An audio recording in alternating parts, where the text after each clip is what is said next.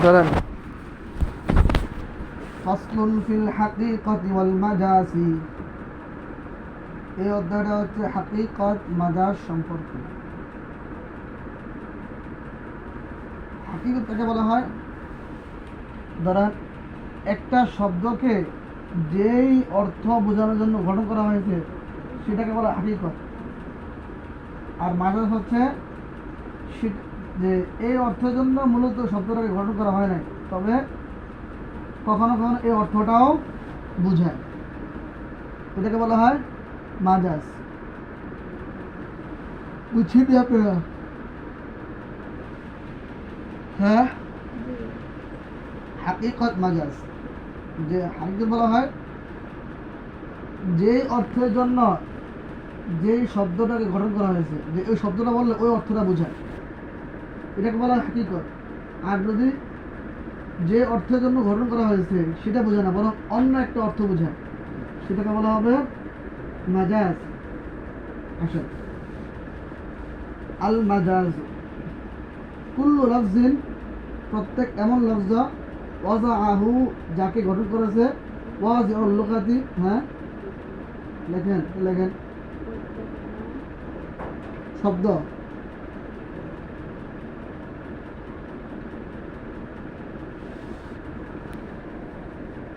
ওয়াজাআহু ওয়াজিউল লুগাতি, যাতে যাকে অভিধান প্রণেতাগণ গঠন করেছেন, যাকে অভিধান প্রণেতাগণ গঠন করেছেন।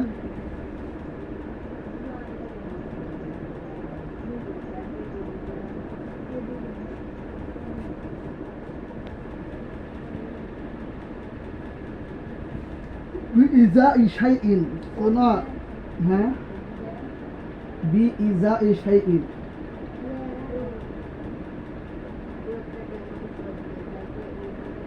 প্রণেতাগণ গঠন করেছেন, যাকে অভিধান প্রণেতাগণ গঠন করেছেন।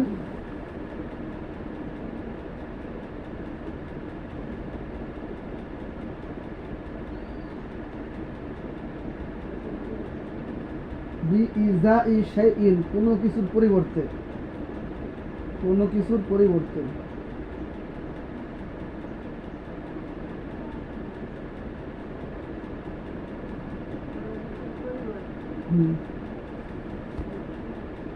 ফাহুয়া হাকিকাতুন লাহু, সেটা তার হাকিকত, সেটা তার হাকিকত।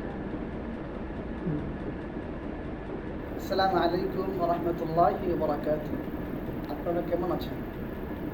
আপনারা ইতিপূর্বে জেনেছেন যে ইউটিউব এবং ফেসবুকের মাধ্যমে ওয়ালাউ উসতুমিলা ফি গায়রিহি, হাদিস, ফিকহ, আর যদি সেটাকে ব্যবহার করা হয়, নাহু এবং সরফের বিভিন্ন কিতাবের দরস প্রদান করে থাকে। ওয়ালাউ উসতুমিলা ফি গায়রিহি, যদি সেটাকে ব্যবহার করা হয়, একটি দরস পৌঁছেছে।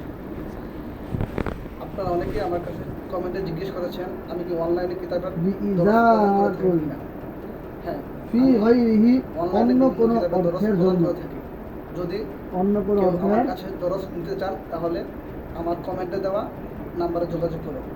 আসসালামু আলাইকুম ওয়া রাহমাতুল্লাহি ওয়া বারাকাতুহু। ইয়াকুনু মাজাজান, তাহলে সেটা হবে মাজাজ।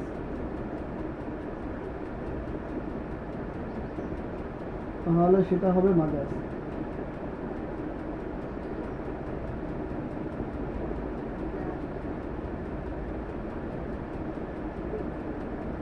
সুম্মাল হাকিকাতু মাআল মাজাজি, অতঃপর হাকিকত মাজাজের সাথে।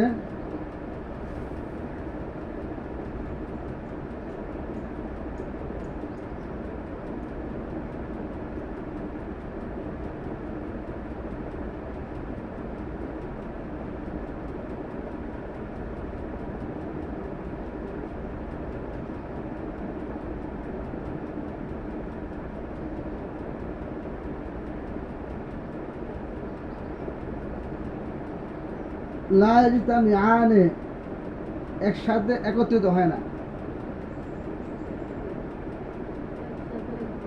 হ্যাঁ, একসাথে একত্রিত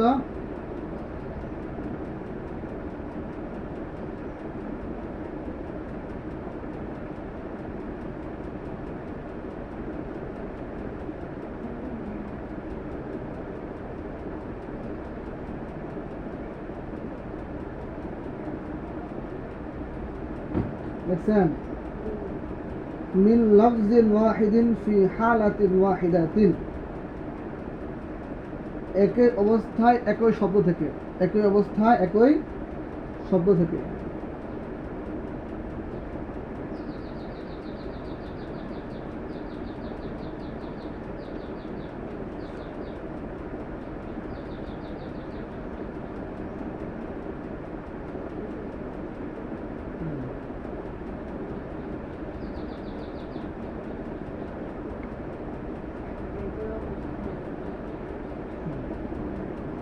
ওয়ালিহাযা কুলনা, এই কারণে আমরা বলি, শুনেন মানে বলতেছে হাকিকত মাজাজ উভয় একসাথে জমা হয় না, বুঝছেন? হাকিকত মাজাজ উভয় একসাথে যে কোনো একটা হবে, হয়তো হাকিকত হবে অথবা কি মাজাজ হবে, একই অবস্থা একই সাথে হাকিকত হবে অর্থ আবার মাজাজ হবে এরকম না। হ্যাঁ, ওয়ালিহাযা কুলনা, এই কারণে আমরা বলি লাম্মা উরিদা, যখন উদ্দেশ্য নেওয়া হবে,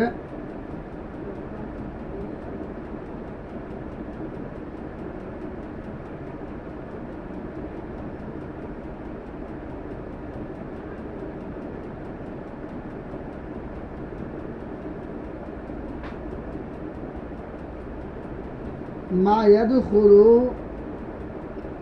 ফিস সাই, পাত্রের মধ্যে যা রয়েছে সেগুলো, যখন উদ্দেশ্য নিবে পাত্রের মধ্যে যা আছে সেগুলো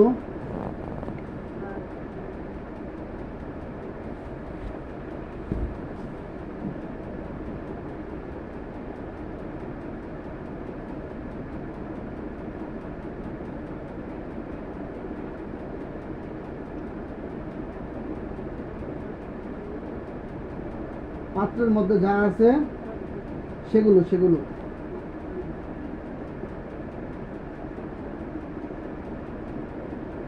বিকাউলিহি আলাইহিস সালাম, রাসূল সাল্লাল্লাহু আলাইহি ওয়াসাল্লামের বক্তব্য,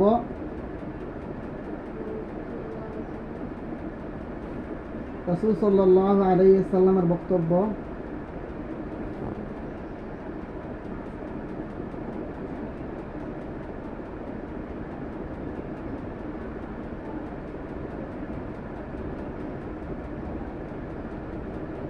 লা তাবিউ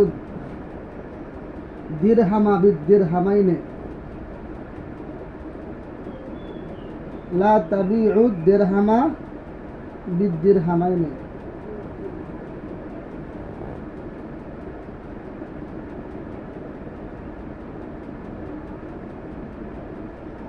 তোমরা এক দিরহামকে 2 দিরহামের বিনিময়ে বিক্রি করো না, এক দিরহামকে 2 দিরহামের বিনিময়ে বিক্রি করো না। হ্যাঁ, করিও না।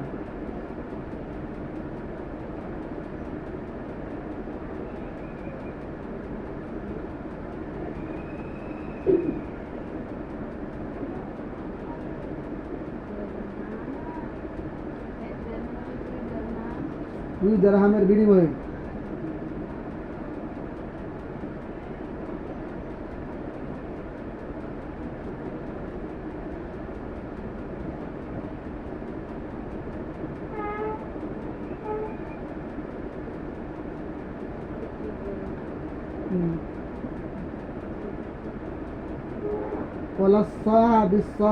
এবং 1 কে 2 এর বিনিময়ে বিক্রি করিও না।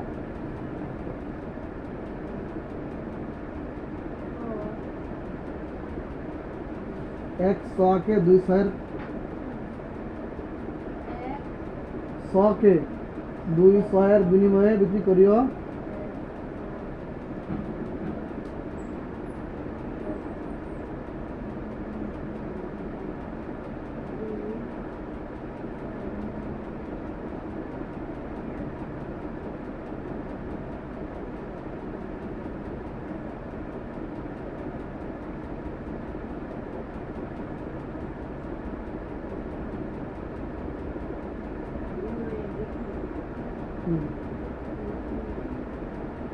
সাকাত ইতিবারু নফসিস সা'i, এখানে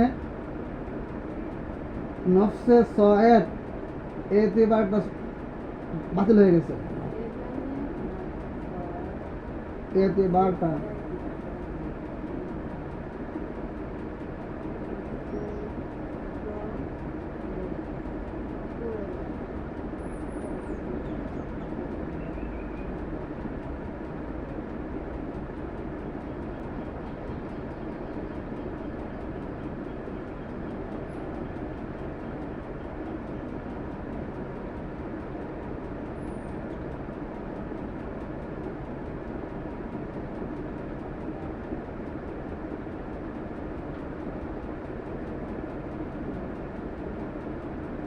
হাত্তা জাযা বাইউল ওয়াহিদ মিনহু বিতিসনাইন।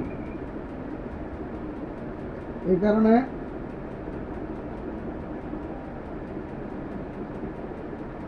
এক শয়ের বিনিময়ে 200 বিক্রি করা যায় রয়েছে।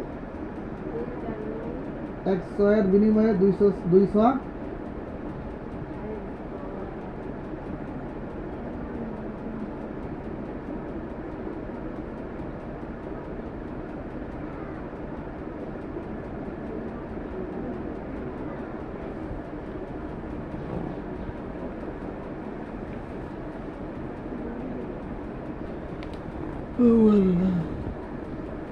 বিষয়টা বুঝছেন? লেখছেন নি? ইসলামের মধ্যে রিবা মানে কি? সুদ। সুদ কি? হারাম। সুদ মানে আপনি 1 টাকা নিলেন, এটার পরিবর্তে যদি আপনি 1 পয়সা বাড়াই দেন, যে 1 টাকা 1 পয়সা, তো এই 1 পয়সা হইল সুদ। বুঝছেন? তো এটা বলছে যে 1 টাকার বিনিময়ে 2 টাকা তোমার নিবা না।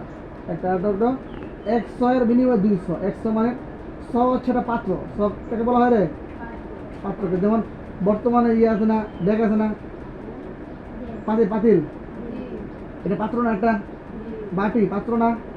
বল একটা পাত্র না? তো আগের যুগে একটা ছিল ছিল। তো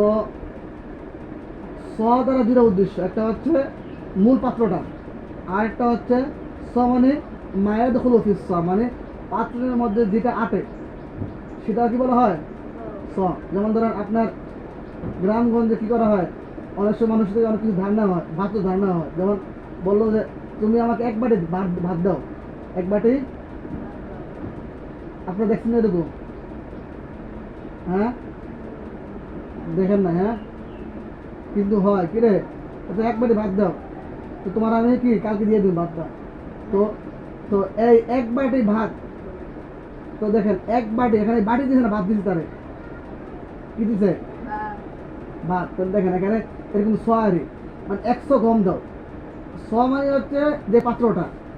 আবার কখনো দ্বারা উদ্দেশ্য হচ্ছে ওই পাত্রের মধ্যে যেটা আটে, মানে তুমি আমাকে এই পরিমাণ গম দাও যেটা কি 1 পাত্রের মধ্যে 100 এর মধ্যে কি আটে। হ্যাঁ, তো 100 এর মূল হাকিকি অর্থ হচ্ছে পাত্রটা, আর 100 এর মাজাজি অর্থ হচ্ছে পাত্রের মধ্যে যেটা কি আটে সেটা।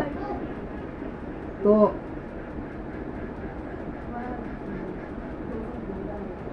ধরেন তাহলে শুনেন, এখানে হাদিসের মধ্যে যেটা আছে সেটা উদ্দেশ্য কি, মানে 1 পাত্রের মধ্যে যে পরিমাণ, 100 এর মধ্যে যে পরিমাণ আটে সেটাকে তোমরা 200 এর মধ্যে যে পরিমাণ আটে সেটা বিনিময় বিক্রি করিও না। হ্যাঁ, এমনি নফসের মানে যে পাত্রটা আছে ওই পাত্রটা 1 পাত্রের বিনিময়ে 2 পাত্র, যে তোমার আমি একটা দিলাম, বল দিলাম, তুমি আমাকে 2টা বল দিবা, এটা কি জায়েজ আছে?